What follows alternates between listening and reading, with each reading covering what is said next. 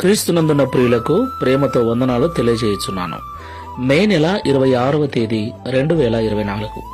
ఈరోజు దేవుడు మనకు చేస్తున్న వాగ్దానం ఏమిటనగా యెషయా గ్రంథము 58వ అధ్యాయము 11వ వచనం. యెహోవా నిన్ను నిత్యము నడిపించును. ఆమేన్. నా ప్రియమైన సహోదరి సహోదరులారా, ప్రస్తుతం మనం జీవిస్తున్నటువంటి దినాలు భయంకరమైన చెడ్డ దినాలు. అంత్య దినములలో అపాయకరమైన కాలములు వచ్చునని పౌలు గారి ద్వారా దేవుడు ముందుగానే హెచ్చరించినట్లుగా అలాంటి భయంకరమైన చెడ్డ దినాలలో మనం జీవిస్తూ ఉన్నాం. మనుషులను నమ్మటానికి లేదు, కాలాన్ని పరిస్థితులను నమ్మటానికి లేదు. ఎటు చూసినా పాపము, ఎటు చూసినా శాపము, భయంకరమైన తెగుళ్ళు, రోగాలు. ఇంటి నుండి బయటికి వెళ్ళిన వ్యక్తి క్షేమంగా ఇండ్లు చేరుతాడన్న నమ్మకం లేనటువంటి దినాలలో మనం జీవిస్తున్నాం. ఇలాంటి భయంకరమైన దినాలలో దేవుని యొక్క నడిపింపు, దేవుని యొక్క కాపుదల మనకు అవసరం. నా ప్రియమైన సహోదరి సహోదరులారా, ఆయన ఇమ్మానుయేలు దేవుడై ఉన్నాడు. దేవుని నడిపింపు మనకుంటే, ఆయన మనకు తోడుగా ఉంటే, ఆయన మనకు ముందుగా వెళతాడు. ఇనుప గడియలు విరిచివేసి ఇత్తడి తలుపులు తెరిచి వేస్తాడు, మార్గములను సరళము చేస్తాడు. దేవునికి మహిమ కలుగును గాక.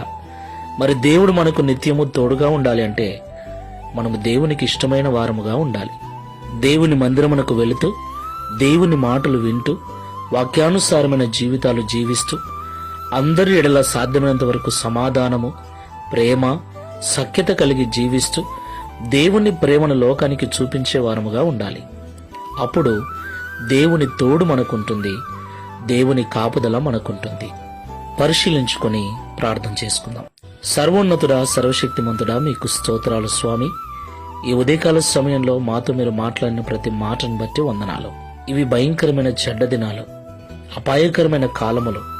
నిజమే, మా కళ్ళ ముందు తిరుగుతూ ఎంతో మంది లోకాన్ని విడిచి వెళ్ళిపోతున్నారు.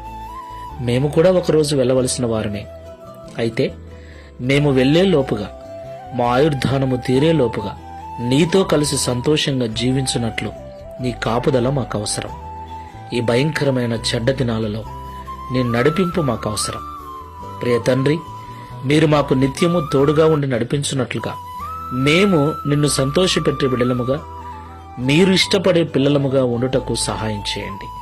నీ మాటలు వింటున్న మేమందరం కూడా వాటి ప్రకారంగా జీవిస్తూ నిన్ను సంతోషపరుస్తూ, తద్వారా నీ నడిపింపులో ఉండుటకు, నీ క్షేమాన్ని పొందుకొని సురక్షితంగా బ్రతుకుటకు సహాయం చేయమని ఈ ప్రార్థనలో ఏకీవిస్తున్న ప్రతి ఒక్కరికి అలాంటి జీవితములు అనుగ్రహించి ఈ వాగ్దానమును నెరవేర్చి మీ నామాన్ని మహిమపరచుకునమని యేసు నామములో ప్రార్థిస్తున్నాము తండ్రి. ఆమేన్. Praise the Lord. God bless you.